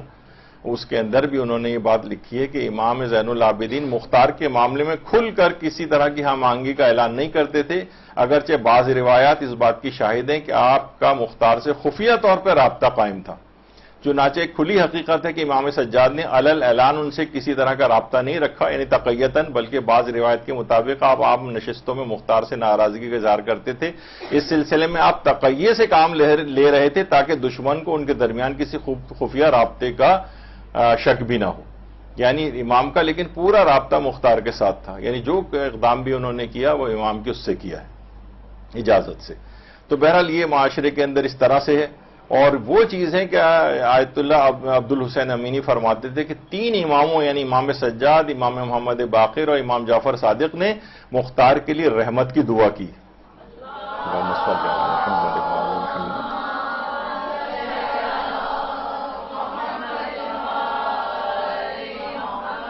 یعنی جن کے لیے 3 اماموں نے، تو پوری ایک سیریز ہمیں جو ہے وہ یہاں پر چلانی پڑی. مختار کے ائمہ نے ان کے متعلق کیا کہا ہے، اور ان کے متعلق بہت ضعیف روایتیں جو ہیں وہ لوگ اس میں پیش کرتے ہیں، اور وہ تقیے کے لحاظ سے ہیں. اس زمانے کے بڑے مخصوص قسم کے حالات تھے، اور جو ہے اس میں ہم نے تمام پوسٹ کے اندر اس کو لکھا ہے. تو ان کے خلاف تو آپ دیکھ لیں، آپ کے قرب اس وجہ سے آپ کو بتائی جا رہی ہیں چیزیں کہ الحمدللہ خواتین تو ان فتنوں سے نسبتاً محفوظ ہیں، لیکن جو ہے جو نوجوان لڑکے اور آپ کے شوہر، بھائی، والد اور وغیرہ جو ہیں، یہ سب جو جن افراد کے اندر جا رہے ہیں کہیں وہ اس طرح کی کوئی چیز تو نہیں سکھا رہے. لیکن تو اس سے کیا ہوتا ہے کہ یہ ایک سلسلہ چل پڑتا ہے مقدسات کی توہین کا. ابھی تک تو یہ اہل سنت کے مقدسات کی توہین حرام ہے، یہاں تو بھائی آپ کے جو اپنے مقدسات ہیں ان کی بھی توہین ہو رہی ہے. اس میں بالکل کھلی اجازت مل رہی ہے اور کھل کے ان کے خلاف برا بھلا کہا جا رہا ہے. تو یہ آپ کو دیکھنا پڑے گا، بڑی کڑی نگاہ رکھنی پڑے گی. بس اس طرح سے نہیں کہ بھئی کہیں پہ بھی جا رہا ہے، کسی بھی دینی حلقے میں جا رہا ہے تو آپ مطمئن ہو جائیں اپنی اولادوں سے کہ بھئی یہ جو ہے ہاں اچھی کسی جگہ جا رہا ہوگا. ایک دین کی باتیں نہیں، دین کے اندر بھی بہت ساری چیزیں ایسی آ گئی. یہی وجہ ہے. اچھا، اب اسی طریقے سے مثلا فرزدق جو تھا، جو شاعر تھا، وہ ان کے متعلق بہت کہ یہ خراب شخص تھا اور بنو امیہ کے لیے بھی جو ہے وہ شاعری کرتا تھا، اور خود فرزدق کے لیے بہت. تو ہم نے باقاعدہ جب ان سے لکھ کے آیت اللہ ناصر مکارم سے پوچھا کیا شاعر فرزدق اہل بیت کے شیعہ تھی؟ وہ بعض افراد ان کے جہاد کربلا میں شریک نہ ہونے پر انہیں باطل عقیدے کا حامل سمجھتے ہیں. تو انہوں نے جواب دے جی ہاں وہ شیعہ تھے اور محب اہل بیت تھے. ان کے خلاف بھی پروپیگنڈا فرزدق کے خلاف کیا جا رہا ہے. اور امام سجاد نے تو ان کو دعا بھی دی تھی فرزدق کو، اور انعامات سے بھی نوازا تھا. بلکہ کہا تھا کہ فرزدق اگر تجھے 40 سال سے زیادہ تیری زندگی کا علم ہوتا تو میں اس سے بھی زیادہ مال تجھ کو جو ہے انعام کے طور پر دیتا. اب اتنا وقت نہیں ہے کہ اتنا میں تفصیل اس کی پڑھوں. تو یعنی امام اس کی اس طرح سے وہ کرتے تھے. اور آیت اللہ صادق روحانی نے بھی فرمایا تھا کہ فرزدق کی ملاقات امام سے اس وقت ہوئی تھی جب آپ عازم کوفہ تھے، اور وہ ابھی تک امام نے کربلا کا عزم نہیں کیا تھا. یعنی امام نے کربلا جانے کا ارادہ ظاہر نہیں کیا تھا. ویسے بھی امام حسین نے انہیں اپنے ساتھ چلنے کی دعوت بھی نہیں دی تھی، کیونکہ ہر جگہ ہر پوری دنیا کے تمام افراد کو لے کر تو امام ساتھ نہیں گئے تھے، بہت سلیکٹڈ لوگوں کو ساتھ لے کر گئے تھے. تو بہرحال اس بنا پر آپ ان کی مذمت نہیں کر سکتے ایسے عقائد. تو اس سے کیا ہوتا ہے، مقدسات یا جو اچھے جو آپ کے افراد ہیں ان کی جب توہین ہوتی ہے تو نوجوانوں کی نا زبانیں کھلتی چلی جاتی ہیں. اچھا، صرف بات یہیں تک ہی نہیں رکی، حضرت آدم تک بھی سلسلہ پہنچ گیا. پہلے تو ہم دیگر فرقوں والوں کے ساتھ کرتے تھے کہ بھئی حضرت آدم سے جو ہے وہ کوئی گناہ نہیں ہوا تھا. ہمارے تو مکتب میں یہ ہے کہ ترک اولا ہو سکتا ہے معصوم سے مراد یعنی 14 معصومین کے علاوہ جو دیگر انبیاء ہیں، انبیاء سے بھی ترک اولا ہو سکتا ہے. فطرس کی پوری گفتگو یہاں پر ہوئی تھی پچھلے سالوں میں، جس میں ہم نے پورا یہی بیان کیا تھا کہ جب انبیاء سے ترک اولا ہو سکتا ہے تو فرشتے سے کیوں نہیں ہو سکتا. تو فطرس کا بھی پوری اس کے اندر ڈیٹیل آئی تھی کہ کس طرح کا ترک اولا اس سے ہوا تھا. اس نے بھی کوئی نافرمانی نہیں کی تھی، بلکہ یعنی کوئی گناہ نہیں کیا تھا، بلکہ ایک اس کا جو اس نے یعنی جو اوبے نہیں کیا تھا ایک حکم، وہ ایک ارشادی حکم تھا. خیر وہ ایک الگ تفصیل ہے. تو حضرت آدم کو باضابطہ یہ بات کہی جاتی ہے کہ حضرت آدم سے گناہ ہوا تھا یا آپ کے افراد کی طرف سے. تو حضرت آدم نے جو، کیونکہ فرماتے ہیں قرآن کی جو آیت ہے جناب وہ عصا آدم ربہ فغوا، کہ آدم نے، یہاں پہ جو عصا کا لفظ ہے تو اس کے ایک معنی گناہ کے بھی ہوتے ہیں لیکن اس کے معنی خطا کے بھی ہوتے ہیں. تو اس میں وہ اسی طرف لے کے گئے جس سے جو وہابی حضرات یا اور جو لوگ اس کا جو معنی لیتے ہیں کہ ان سے حضرت آدم سے گناہ ہو گیا تھا، جبکہ نبی سے کوئی گناہ ہو ہی نہیں سکتا ہے. اور یہاں پر یہ بات بھی یعنی کہی جاتی ہے کہ ان سے گناہ ہوا ہے حضرت آدم سے. تو یہ افراد، یہ تمام لوگ یہ چیزیں سیکھ کر آ رہے ہیں غلط عقائد. یہ آپ کو بڑا، آپ کبھی اب جائیں یہاں بچوں سے بھی، اگر آپ کسی کے بچے مدارس کے اندر پڑھتے ہیں ان سے پوچھیں کیا پڑھایا کیا نہیں ہوا، سلیبس سے پوری آپ کی واقفیت ہونی چاہیے. کوئی ایسا تو نہیں کہ کوئی ہر طرح کی چیزیں میں نے آپ کو بتایا کہ جو ٹیچرز پڑھاتے ہیں ان تک کے اوپر ہمیں چیک رکھنا پڑتا ہے کہ بعض اوقات وہ سلیبس سے ہٹ کر آؤٹ آف دی وے بھی کوئی چیز اپنے ذاتی نظریات تو نہیں پڑھانے شروع ہو گئے یہاں پر. تو بہرحال یہاں پر اس سے مراد یہ ہے کہ حضرت آدم سے خطا ہونا ایک الگ چیز ہے جس کو ترک اولا کہا جاتا ہے، لیکن گناہ ہونا ان سے پاسبل نہیں. جبھی وجہ ہے، دیکھیے کیوں اس کی تفصیل میں گیا کہ آیت اللہ وحید خراسانی کی خصوصیت کے ساتھ تاکید ہے کہ اس زمانے میں اصول اور مذہبی عقائد پر شیاطین کی طرف سے بہت ہی زیادہ فتنے اور شکوک و شبہات و وسوسے ایجاد کیے جا رہے ہیں، بہت زیادہ. لہذا ہر شخص پر الگ الگ سخت ذمہ داری اور سنگین وظیفہ شرعی ہے جن کو کوئی مجبوری عذر نہ ہو، جہاں تک ممکن ہو وہاں جائیں تاکہ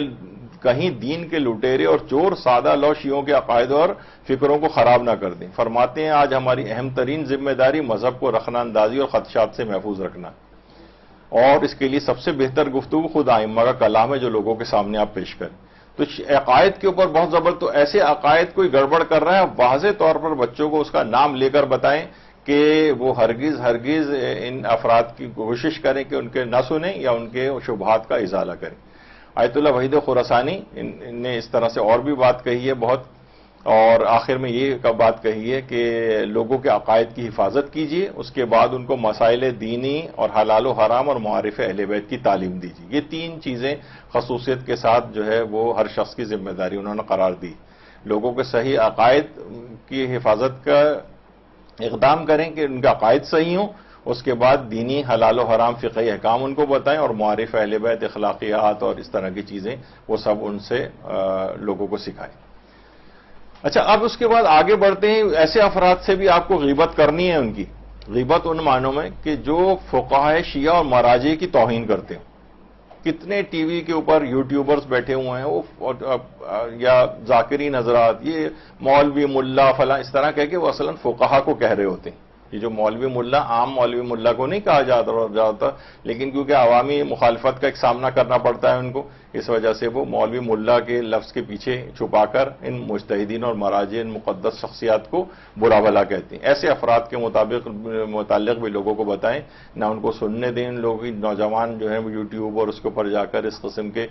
جو الزامات لگانے والے اور فحش کلامی کرنے والے جو مناظر آج کل اس کے اوپر آ گئے ہیں، وہ ان مقدس فقہا جن کی مائکروسکوپ لگا کر بھی ان کی کوئی برائی جو ہے وہ لوگ ظاہر بیان جو کوئی ڈھونڈ کے نہیں نکال سکا آج تک، ورنہ کتنا ان کے خلاف پروپیگنڈا کیا جاتا۔ اس طرح اس کے بعد اگلا مرحلہ عام علماء کی توہین بھی ہے۔ جب آپ نے دیکھا مقدس ہستیاں جابر بن عبداللہ انصاری، عبداللہ بن جعفر طیار، محمد حنفیہ اور جتنے آپ نے ابھی لسٹ آپ نے سنی ہے، ان سب کو برا بھلا، حضرت آدم کو بھی گناہگار کہنا، اور اس کے بعد پھر فقہاء اور مجتہدین کو برا بھلا کہنا۔ کتنے مراجع عراق کے ہیں، اور ان کے میں لوگوں کو بتاؤں اگر کتنے ایسے افراد کے جو کہ ان کی توہین کر رہے ہوتے ہیں۔ اس کے بعد جوانوں کی ہمت کھلتی چلی جاتی ہے اور وہ عام علماء کی بھی توہین کرنے لگتے ہیں۔ آپ دیکھیں ایک آدمی، کسی عالم کی کوئی تصویر یا فیس بک پہ آپ دیکھیں نیچے، اور کتنے کمنٹس ان کے خلاف، ان کے بری بری باتیں ان کے متعلق۔ تو یہ کیا ہے، ایک بہت بڑا ایک فتنہ جو ہے وہ ہے۔ اس میں کہیں اگر آپ کو غیبت بھی کرنی پڑے تو آپ کو بالکل کرنے کی اس میں اجازت ہے۔ پھر ایک فتنہ اخباریت بھی ہے۔ یہ بھی لوگ بڑے ہر چیز میں جناب ہمیں فقی کا فتویٰ نہیں دکھائیے، ہمیں حدیث دکھائیے، یعنی اس طرح کی چیزیں، یعنی انتہائی جو حماقت آمیز کسی بھی شخص کے لیے، مثلا کسی آپ جہاز میں سفر کر رہی ہیں اور آپ کہیں بھائی ہم اپنی جان اس کے حوالے نہیں کریں گے، پہلے یہ سارے ایروناٹیکل انجینئرنگ کی سارے ہمیں بتائے کہ جہاز کیسے اڑاتا ہے کیا نہیں، سارے پائلٹ بیٹھ کے آپ کو سمجھائے، ڈاکٹر جو سرجری کر رہا ہے آپ سے کہیں سرجری کی تمام ٹیکنیکس اور چیزیں آپ کو بتائے آپریشن کرانے سے پہلے۔ اسی طرح ایسا ہی ہے جیسے فقی کو آپ کہیں کہ سب دلائل جو ہے وہ ذکر کرے، آپ کو پتہ چلے ایک مسئلے میں ہی جو ہے وہ آپ کو پورا سال بھر لگ جائے گا بتانے کے لیے اس کو، اور پھر بھی آپ کو سمجھ نہیں آنا ہے۔ تو یہ فتنہ اخباریت ہے، یہ لوگوں کو بہت ہائی جیک کر رہے ہیں لوگوں کو، یعنی لوگ بظاہر، کیونکہ اصلاً لوگوں کا مقصد یہ ہوتا ہے کہ ہمیں دین پر عمل نہ کرنا پڑے۔ تقلید کے معنی ہے آپ کو قدم قدم پہ رجوع کرنا پڑتا ہے، مسئلے کا حل دریافت کرنا پڑتا ہے، اور اس طرح کیونکہ ان کی کتابوں تک رسائی بھی نہیں ہے، احادیث تک مل بھی جائیں، احادیث تو اپنا مطلب کی چیز ہی نہیں نکال سکتے۔ ایک عالم بتا رہے تھے مجھے کہ وہ حج پہ ایک اخباری اس طرح کے آ گئے تھے اور کہا اب وہاں تو مجتہدین کے فتاوے بیان کیے جا رہے ہوتے ہیں، ان کا فتویٰ یہ ہے، ان کے مطابق کرنا ہے۔ تو وہ ملا یازر الفقی کی کتاب لے کر آئے تھے شیخ صدوق کی، اور ہر مسئلہ اس میں سے نکال کر دیکھ رہے تھے، جگہ جگہ کنفیوز ہوتے تھے، مولانا کے پاس آتے تھے، مولانا میں تقلید تو نہیں کرتا، بتائیے امام نے یہاں پر کیا کہا ہے اس موضوع کے لیے۔ تو ایک پورا ایک اجتہادی عمل ہوتا ہے۔ مناسک حج کا میں نے آپ کو بتایا تھا کہ شاید 12 یا 14 سال ہو گئے ہیں، رضا سیستانی جو آیت اللہ سیستانی کے بیٹے ہیں، صرف کتاب الحج ہی تقریباً 14 سال ہو گئے ہیں اس کے مسائل کو دلائل کے ساتھ بیان کرتے، ابھی تک شاید ختم نہیں ہوئی ہو۔ تو اتنی تفصیل جس کے اندر ہو آپ کہیں تو یہ فتنہ اخباریت اصل میں ٹرک کی بتی کے پیچھے لوگوں کو لگانا ہے، یہ بیوقوف بنانا ہے، یہ پرینک کیا جا رہا ہے، یعنی صدی کا جو پرینک جسے کہا جاتا ہے نا، بیوقوف بنانے والا جو چیز، وہ قوم کے ساتھ یہ کی جا رہی ہے کہ ہر آدمی، ہر جاہل شخص جسے الف سے 10 تک عربی میں گنتی بھی مستقیماً نہیں آتی، وہ بھی خود سے اجتہاد کرے اور قرآن و حدیث سے مسائل کا حل نکالے۔ وہ دین کا کیا بیڑا غرق کریں گے یہ لوگ کیا ہوگا، لیکن لوگ کی ایک فتنہ اخباری، جو بھی اس طرح کی اخباری فکر کو پروموٹ کر رہا ہو اور فقہا سے ہٹا رہا ہو، اس کی غیبت کریں، اس کو بتائیں لوگوں کو یہ شخص غلط ہے، اس کی طرف نہ جاؤ، اور وہ ٹھیک ہے کہ وہ دلائل وغیرہ سے بھی اپنے آپ کو پھر وہ علماء کی طرف بھیجیں، ان کے کلپس ہیں ہر چیز کے متعلق، ان سب کے جو جس پہ اعتراضات کرتے ہیں مدرسے نے ہر موضوع پر ان کے جوابات کے کلپس لگائے ہیں، دیگر فورمز کے اوپر بھی موجود ہیں۔ تو اگر یہ اس وجہ سے میں اتنی تفصیل میں جا رہا ہوں آپ کو بتانے کے لیے کہ یہ اتنا اہم مسئلہ ہے یعنی عقائد کی خرابی کا اور ان چیزوں کی، تو اس میں آپ کسی اس سے نہ گھبرائیں۔ خود ہمارے استاد محترم کا بھی ہم سے بہت سی چیزوں کا، کیونکہ وہ خود کافی سالوں سے ملک سے باہر ہیں، کسی کو بعض اوقات ریکمینڈ کرنا ہوتا ہے، لوگ کہتے ہیں بھائی ان سے فلاں مجلس پڑھوانی ہے، درس کروانے ہیں، تو لوگ ان سے رابطہ کرتے ہیں، تو وہ ہم لوگوں سے یہاں پر بھی پوچھتے ہیں، ہم ہیزیٹیٹ کرتے ہیں بتاتے ہوئے کہ کہیں ایسا نہ ہو غیبت نہ ہو جائے، تو وہ واضح کہتے ہیں کہ نہیں، یہاں پر آپ بالکل واضح بتائیں ہمیں، کیونکہ یہاں لوگوں کے عقائد کا معاملہ ہے، آپ اپنی یعنی بتائیں کہ یہ افراد ٹھیک ہیں نہیں ہیں، ان کو ریکمینڈ کیا جا سکتا ہے نہیں کیا جا سکتا۔ اب یہاں غیبت کے لحاظ سے یعنی غیبت اس کے مقابلے میں بہت چھوٹی چیز ہو جائے گی، چھوٹا گناہ اس کے مقابلے میں ہو جائے گا کہ ان کے جو اثرات اور نتائج ہوں گے اگر اس شخص نے گمراہ کر دیا تو یہ بہت خطرناک معاملہ ہوگا۔ تو یہ فتنہ اخباریت یہ اپنے دیکھیں، اگر کوئی اجتہاد و تقلید سے ہٹانے والی کسی محفلوں میں بچہ، نوجوان، رشتہ دار، عورت و مرد جا رہے ہوں تو آپ ان کو روکیں، اور غیبت بھی کرنی ہو تو اس میں کریں، کیونکہ آغا سیستانی فرماتے ہیں توضیح المسائل جامع میں کہ غیبت اس موقع پر بھی جائز ہے جہاں پر غیبت کیے جانے والے شخص کا عمل ایسا ہو کہ دین کو نقصان پہنچانے کا خوف پایا جاتا ہو، تو اس صورت میں دین کو نقصان پہنچنے سے روکنے کے لیے اس کی غیبت جائز ہے، لیکن ضروری ہے کہ صرف دینی ضرر کے برطرف ہونے کی مقدار پر اکتفا کیا جائے۔ یہاں پر یہ ہوتا ہے یعنی جس میں دینی آپ کہیں گے دیکھو اس کے یہ عقائد خراب ہیں، یہ شخص صحیح نہیں ہے، بس اس حد تک، مثلا آپ یہ نہیں کہیں یہ نماز بھی نہیں پڑھتا ہے، دیکھو یہ فلاں اس نے اس دن اس کو گالی دی تھی، یہ فلاں، یعنی یہ اور چیزیں نہیں، فقط جس کا دینی جو ضرر اور نقصان ہے صرف وہ آپ اس حد تک صرف اس کو رکھیں، اس کے دیگر اور چیزوں کی طرف نہ جائیں کہ اس کے متعلق یا اس کے اور عیبوں کے متعلق جو ہے چیز بتائی جائے، صرف جس سے اس شخص کا غیبت کرنے سے دینی نقصان سے بچا جا سکے، فقط ان چیزوں کا تذکرہ ہو سکتا ہے۔ اچھا، ایک تو یہ تھا دینی ضرر، اب ہے کسی مومن کو دنیاوی ضرر سے بچانے کے لیے، دنیاوی طور پر اس کو بہت نقصان ہو جائے گا، جس کی مثالیں ہم نے پچھلی دفعہ بھی دی تھی، شادی غلط جگہ ہونے جا رہی ہے، بزنس کاروبار غلط جگہ پہ وہ شخص فراڈیا ہے مثلا،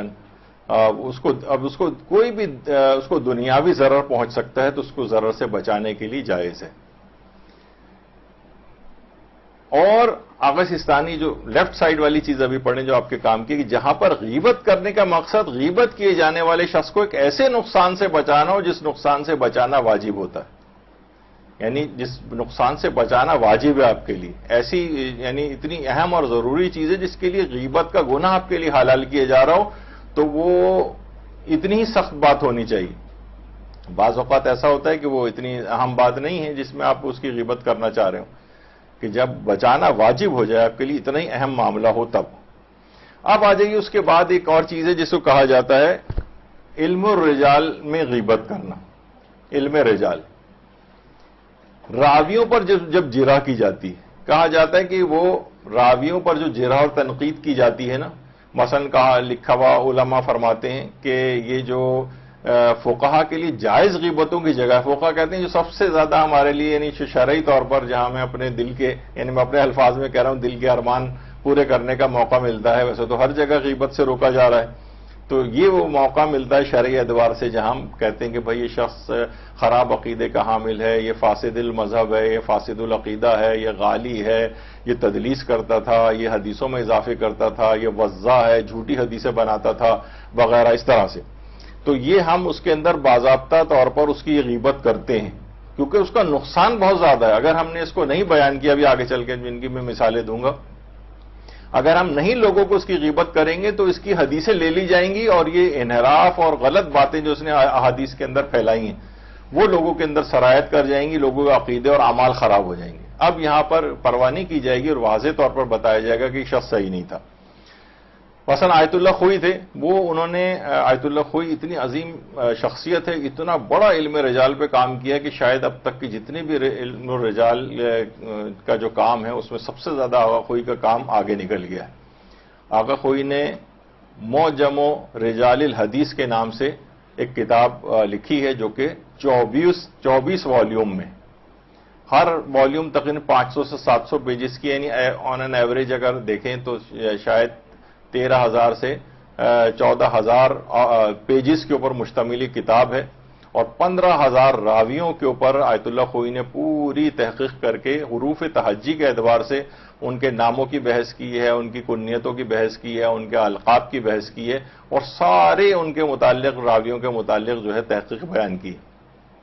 یعنی تو آسان نہیں ہے 1400 سال پرانے ایک آدمی کے متعلق جو ہے نا پوری تحقیق کر کے، اچھا ایک ایک نام کے کئی 10 15 راوی بھی ہیں، اور وہ الگ الگ زمانوں کے اندر تھے، ان کے القاب کون سے تھے، کون کیا تھا، اتنی تحقیق کر کے پوری کتاب 24 والیوم کے اندر آقا خوئی نے لکھی۔ تو اس کے اندر یہ سب باتیں بیان ہوئی ہیں، غیبتیں اس کے اندر ان کی ہوئی ہیں، تاکہ ان لوگوں کا فسق و فجور جو ہے وہ واضح ہو جائے۔ تو تقریباً 15,000 راویوں کے متعلق آیت اللہ خوئی نے پوری تحقیق اس کے اندر لکھی۔ آیت اللہ مرتضی عسکری، لوگ دیکھیے اس وجہ سے میں بیچ میں ان کی باتیں بیان کر دیتا ہوں جو موضوع سے متعلق ہی ہوتی ہیں۔ آیت اللہ مرتضی عسکری انہوں نے ایک کتاب لکھی ہے، اب تو اردو ترجمہ بھی ہو گیا، 150 جعلی اصحاب، اردو ترجمہ بھی ہے۔ 150 اصحاب ایسے جعلی بنائے گئے جن کا تاریخ کے اندر کوئی وجود ہی نہیں تھا، جو پیدا ہی نہیں ہوئے، اور ان کے نام کی جعلی حدیثیں بنا کر مارکیٹ کے اندر فلوٹ کی گئیں، یعنی جو دینی مارکیٹ جسے کہا جائے۔ تو انہوں نے 150 جعلی اصحاب کی جو ہے وہ شناخت کر کے بتایا لوگوں کو، جس کے اندر ایک بہت زیادہ آپ پر جو اعتراض ہوتا ہے کہ شیعہ مذہب عبداللہ ابن سبا کی ایجاد ہے۔ خود انہوں نے آیت اللہ مرتضی عسکری نے پوری کتاب لکھی ہے اور کہا کہ اس نام کا تو کوئی اصلاً یہ ایک افسانہ تھا، ایک افسانہ لکھا گیا ہے کہ عبداللہ ابن سبا ایسا تھا اور مسلمانوں کو ایسا لڑاتا تھا آپس میں، اور اس نے پھر شیعوں کا فرقہ ایجاد کیا اور یہ سب کو، یہ بالکل ایک افسانہ، اس آدمی کا نام کا تو کوئی وجود ہی نہیں ہے تاریخ کے اندر۔ اس کا بھی اردو ترجمہ ہو چکا ہے، عبداللہ ابن سبا اور دوسرے تاریخی افسانے کو نام سے۔ تو یہ کیا ہے، یہ سب چیزیں بیان کرنی ضروری ہوتی ہیں، ورنہ اگر ہم یہ رہ جائیں کہ بھئی یہ فلاں ہے، یہ بڑا مقدس نام ہے ان کا، اور ہم کیسے ان کے خلاف کہیں۔ جیسے بہرحال اہل سنت اور اہل تشیع کے جو افراد ہیں ان میں آپس میں علمی حلقے میں حضرت ابو ہریرہ کے متعلق اختلاف رائے، یعنی حضرت مکتب تشیع میں ان کی حیثیت نہیں ہے، ان کی احادیث قبول نہیں کی جاتی ہیں حضرت ابو ہریرہ کی، اور اس کی ایک وجہ بھی جو ہے وہ بیان کی جاتی ہے کہ انہوں نے فقط 3 سال رسول اللہ کی خدمت میں گزارے تھے، وہ بھی ہر وقت نہیں، یعنی ظاہر ہر وقت کوئی 3 سال میں یہ تو نہیں کہ صبح سے شام تک یا رات تک پیغمبر کے ساتھ رہتا ہو، 1-8 گھنٹے کو روزانہ جس کو موقع ملتا ہو، اور وہ 5,500 حدیثیں بیان کرے، اور جو پورے صبح و شام پوری زندگی پیغمبر کے ساتھ گزاری ہے۔ کہا جاتا ہے کہ اہل سنت بھی اس بات کو کہتے ہیں کہ جو چاروں خلفاء تھے، حضرت ابوبکر، عمر، عثمان اور مولا علی، یہ چاروں جو تھے انہوں نے ملا کر بھی ان کی جو ہے وہ 1,500 سے زیادہ حدیثیں نہیں، جو ایک لحاظ سے بہت بڑا عرصہ پیغمبر کے ساتھ جنہوں نے گزارا۔ مولا علی تو آخری وقت تک پیغمبر کے ساتھ تھے۔ ٹوٹل تقریباً دیکھا جائے تو وہ 1,300-1,400 احادیث بنتی، اور یہ صرف 3 سال کے اندر 5,500 احادیث بیان کر دیں۔ بلکہ حضرت عائشہ خود بڑی حیران ہوتی تھیں اور کہتی تھیں کہ یہ حضرت ابو ہریرہ کے متعلق کہ یہ اتنی زیادہ حدیثیں، ایسی کون سی حدیثیں بیان کرتا ہے جو ہم نے بھی کبھی نہیں سنی ہے پیغمبر سے۔ اور حضرت عمر نے تو باقاعدہ ان کو کوڑے بھی لگوائے تھے، اور کہا تھا کہ بلکہ کہا جاتا ہے کہ انہوں نے جتنی بھی حدیثیں بیان کی حضرت عمر کے دور کے بعد بیان کی، خود فرماتے تھے کہ اگر میں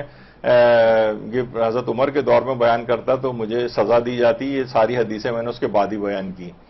تو بہرحال ایک خود بہت بڑا ایک اعتراض ان کے اوپر ہوتا ہے۔ تو یہ تمام چیزیں ایسی ہیں۔ بہرحال اہل سنت نے اس کے جوابات دیے ہیں کہ 5,500 جو احادیث ہیں اس میں مقررات کو حذف کر دیا جائے تو ان کی بھی 1,500 احادیث بنتی ہیں، لیکن وہ ایک تھوڑا اور علمی ذرا ایک گفتگو اس پہ ہو جائے گی۔ تو بہرحال ہمارے نزدیک ان کا یہ نہیں ہے۔ اچھا، آیت اللہ شہید مرتضی مطہری، انہوں نے جو سیرت نبوی کے اوپر ایک کتاب لکھی ہے، اس کا اردو ترجمہ بھی ہو گیا ہے، سیرت نبوی ایک مطالعہ کے نام سے۔ اس کے اندر انہوں نے ایک بڑا دلچسپ واقعہ حضرت ابو ہریرہ کا لکھا ہے۔ دیکھیے کہ احادیث کے اندر علم رجال میں کیوں آخر اس بات کی اجازت ملتی ہے کہ آپ غیبت کریں لوگوں کی۔ حضرت ابو ہریرہ کا اور پیاز بیچنے والے کا ایک انہوں نے ایک واقعہ اس کے اندر لکھا ہے،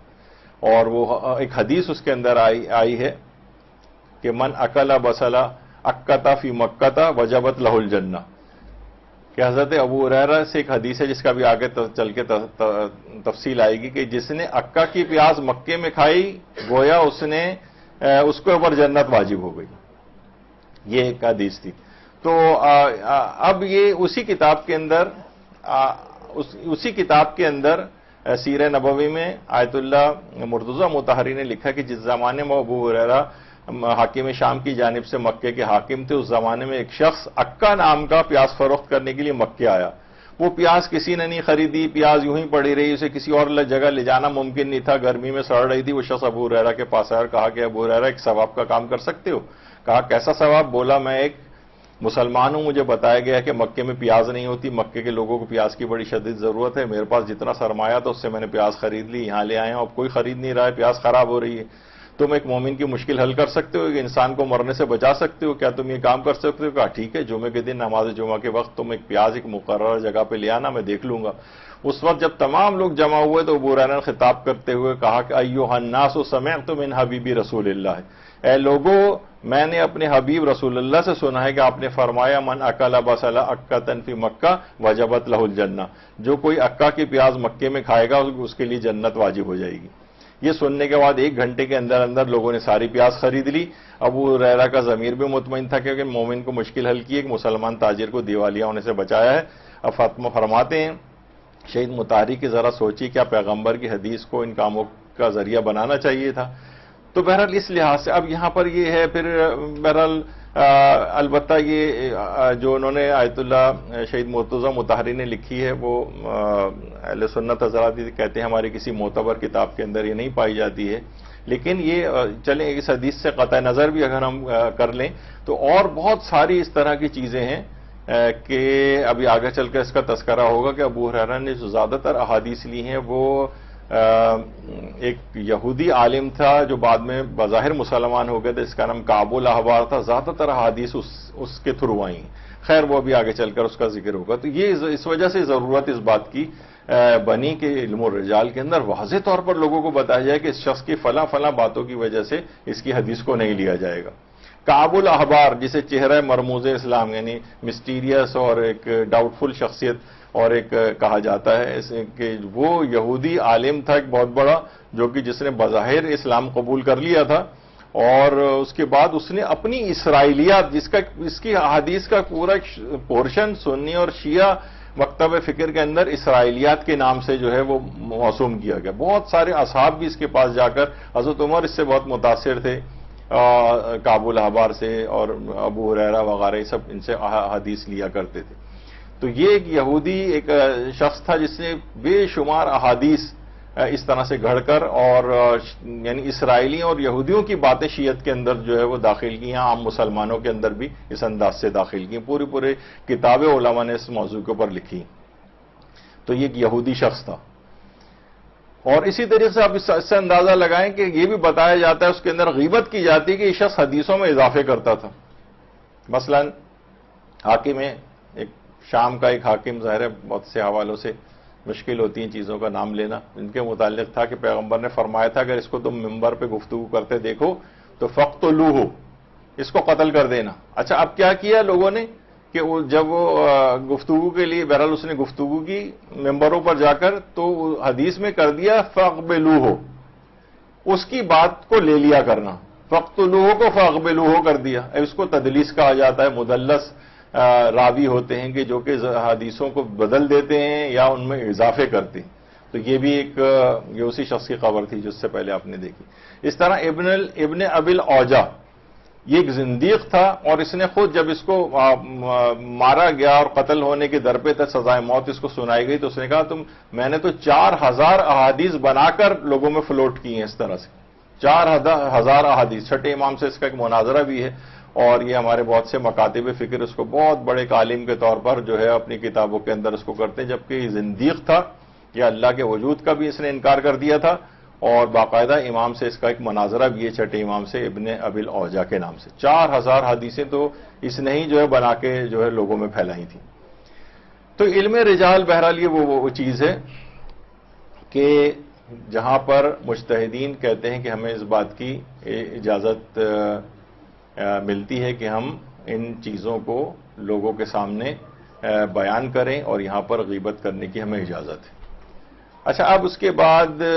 نہیں، اب کیونکہ وقت ختم ہو گیا، بس انشاءاللہ جو اگلی ہماری گفتگو ہوگی میں بہت اختصار کے ساتھ، ابھی